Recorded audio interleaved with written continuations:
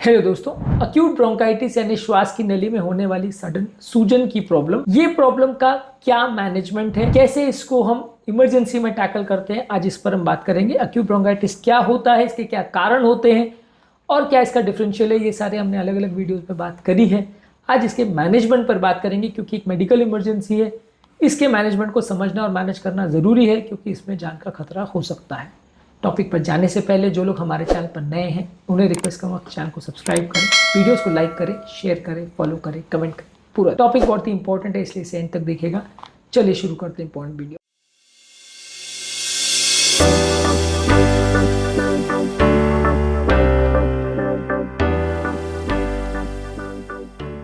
सबसे पहले emergency problem है इसलिए इसको इमरजेंसी के हिसाब से मैनेज किया जाएगा। सबसे पहले आप पेशेंट की हिस्ट्री देखेंगे, इवैल्यूएट करेंगे कि पेशेंट को जो साइन सिम्टम्स है वो फिट हो रहे हैं कि नहीं। उसको खांसी होना चाहिए, श्वास का तकलीफ होना चाहिए, छाती में दर्द होना चाहिए। ज्यादातर पेशेंट को पहले की कोई लंग की हिस्ट्री या इस तरह की प्रॉब्लम हो सकती है।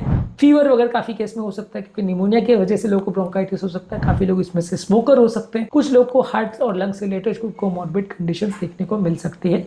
पेशेंट के आप वाइटल साइंस लेंगे, उसका temperature, blood pressure, heart rate, oxygen saturation लेंगे। इसमें ऑक्सीजन सैचुरेशन सबसे ज्यादा इंपॉर्टेंट है क्योंकि उसके बेसिस पे ट्रीटमेंट स्ट्रैटेजी डिसाइड होती है। यदि किसी व्यक्ति का ऑक्सीजन सैचुरेशन कम है तो इसका मतलब उसे जान का खतरा है और उसको एडमिट डेफिनेटली करना पड़ेगा, अग्रेसिवली ट्रीट करना पड़ेगा। यदि किसी व्यक्ति का ऑक्सीजन सैचुरेशन ठीक है, उसमें कंपेरेटिवली प्रॉब्लम्स आने का चांस थोड़ा कम है। तो अगर ऑक्सीजन सैचुरेशन किसी व्यक्ति का अगर अच्छा है तो उसके सर्वाइवल के चांसेस और प्रॉब्लम्स होने के चांसेस कंपेरेटिवली बेटर माने जाएंगे। तो ये सबसे इंपॉर्टेंट चीज़ है जिसको चेक करना जरूरी है। सिंपल एक पल्स ऑक्सीमीटर से हम इसे चेक कर सकते हैं। इसके भी एडवांस टेक्निक्स आते हैं पर ऑक्सीमीटर सफिशिएंट होता है। एयर ब्लड गैसेस जो एबीजी टेस्ट करते हैं हॉस्पिटल्स में वो ज़्यादा एक्यूरेट है इस मामले में। कितना कार्बन डाइऑक्साइड रिटेंशन है वो सारी चीज़ें भी वो बता सकता है।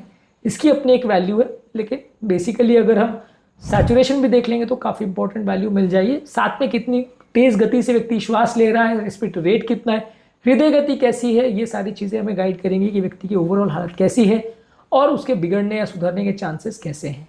इसके बाद पेशेंट को आप ऑस्कल्टेट करते हो स्टेथोस्कोप द्वारा, जिसमें वीज की साउंड सुनाई देती है, ब्रेथ साउंड्स कम मिल सकते हैं या कुछ और तरह के रेल्स या क्रेपिटेशंस मिल सकते हैं जिससे आप बीमारी को पकड़ने में या डिफरेंशिएट करने में आपको मदद मिल सकती है। इसके अलावा आप डिफरेंशियल डायग्नोसिस में इस तरह के पेशेंट में इन्फ्लुएंजा, पर्टूसिस, हार्ट फेलियर या सीओपीडी एक्सर्वेशन, ये सारी चीज़ों को आप देखते हो।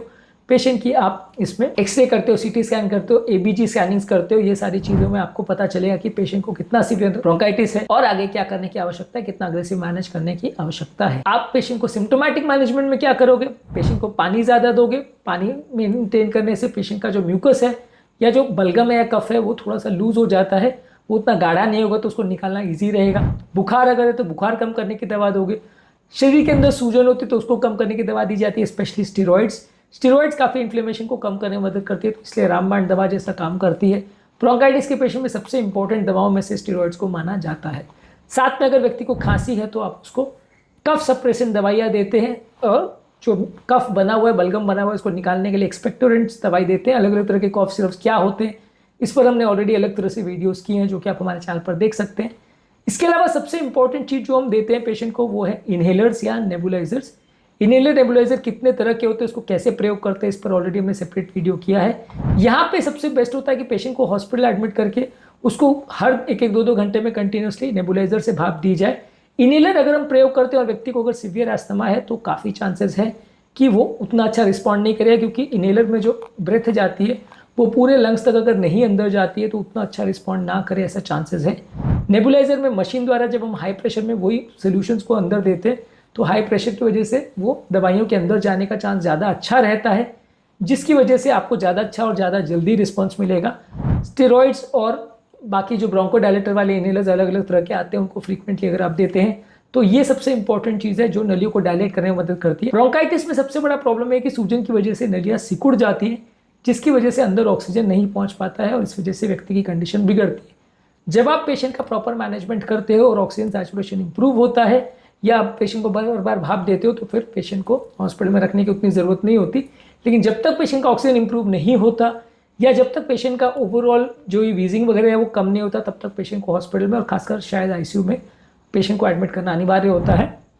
आईसीयू में मैनेजमेंट इसलिए भी ज़रूरी है क्योंकि कई बार इस तरह के पेशेंट को और भी बहुत सारी तरह की प्रॉब्लम्स या अरेस्टिया इस तरह की प्रॉब्लम हो सकता है, रेस्पिरेटरी फेलियर हो सकता है, जिसमें वेंटिलेटर वगैरह की ज़रूरत पड़ सकती है, तो वैसे पेशेंट को आईसीयू वगैरह में मैनेज करना जब तक पेशेंट की कंडीशन ना सुधरे ज़रूरी है। इसके अलावा आप पेशेंट को कीटाणुनाशक एंटीबायोटिक दवाइयाँ देते हैं, जिसमें अगर कोई बैक्टीरियल इन्फेक्शन है तो वहाँ कीटाणु को मारने की दवा देते हैं। वायरस इन्फेक्शन में उतना ज़्यादा दवाइयाँ नहीं आती, तो वायरस इन्फेक्शन में कीटाणुनाशक दवाइयों का इतना रोल नहीं, बाकी चीज़ों का ज़्यादा रोल है। यदि व्यक्ति की कंडीशन बिगड़ती है और उसको श्वास की अगर ज़्यादा तकलीफ लगती है, रेस्पिरेटरी फेलियर में चला जाता है, तो वहाँ पेशेंट को वेंटिलेटर वगैरह की ज़रूरत पड़ती है। कई बार नॉन इन्वेजिव वेंटिलेटर यानी बाईपैप का प्रयोग किया जाता है। उससे भी अगर मैनेज ना हो, पेशेंट अनकॉन्शियस अगर होने लगे या कार्बन डाइऑक्साइड कॉन्सेंट्रेशन बहुत ज़्यादा बढ़ जाए, तो वेंटिलेटर भी यूज़ करना पड़ता है। ज़्यादातर माइल्ड ब्रोंकाइटिस वगैरह हो तो हॉस्पिटल में 1-2 दिन रखना पड़ता है, आईसीयू में 1 दिन रखना पड़ता है।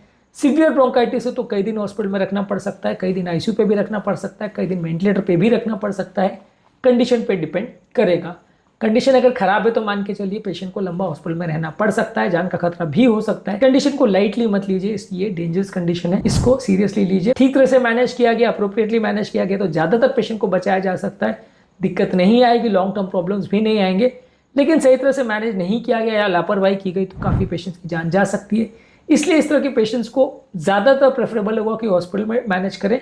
यदि घर पर नेबुलाइजर अवेलेबल है और यदि घर पर ज़्यादातर मैनेज किया जा सकता है माइल्ड ब्रोंकाइटिस के पेशेंट्स को, लेकिन अगर सीवियर ब्रोंकाइटिस है और पेशेंट की सैचुरेशन खासकर अगर कम हो रहा है तो वहाँ हॉस्पिटलाइजेशन ज़रूरी है। अगर सैचुरेशन नॉर्मल है और माइल्ड वीजिंग हो रही है, जो कि पहले भी होती आ रही है और घर पर लोग प्रॉपर एजुकेटेड है, मैनेज कर सकते हैं, तो घर पर मैनेज कर सकते हैं। पर मैं ज़्यादातर केस में रिकमेंड करूँगा कि अगर एक्यूट ब्रोंकाइटिस है और खासकर अगर सैचुरेशन कम हो रहा है तो एटलीस्ट जब तक सैचुरेशन ठीक ना हो तब तक हॉस्पिटल में एडमिट रखें तो अच्छा है। इसके बाद पेशेंट को ओवरऑल डिस्चार्ज वगैरह के टाइम पूरा एजुकेट करना आवश्यक है कि बीमारी क्या है, कैसी है, कब होती है, फ्यूचर में क्या करना है। कुछ दिन पेशेंट को रेस्ट रखने को बोला जाता है, उसको दवाइयाँ दी जाती है, दवाइयों को मेंटेन पेशेंट को करना होता है। बाद में आप उसे फॉलोअप के लिए बुला सकते हैं और फॉलोअप में ये देखना पड़ता है कि दोबारा ये प्रॉब्लम तो नहीं हो रही है, दोबारा कोई इन्फेक्शन तो नहीं हो रहा है। अगर इन्फेक्शन बार बार हो रहा है तो उसके क्या कारण हो सकते हैं, दोबारा ना हो उसके लिए पेशेंट को प्रिवेंटिव टिप्स वगैरह बताए जाते हैं। तो बेसिकली ये है एक्यूट ब्रोंकाइटिस का मैनेजमेंट। एक्यूट ब्रोंकाइटिस क्या होता है इस पर हमने सेपरेट वीडियो किए हैं। ओवरऑल रेस्पिरेटरी फेलियर क्या होता है इस पर हमने सेपरेट वीडियो किए हैं, ये ज़रूर चेकआउट करें। टॉपिक एंड करने से पहले जो लोग हमारे चैनल पर नए हैं उन्हें रिक्वेस्ट करूँगा कि चैनल को सब्सक्राइब करें, वीडियोज़ को लाइक करें, शेयर करें, फॉलो करें, कमेंट करें, पूरा देखें।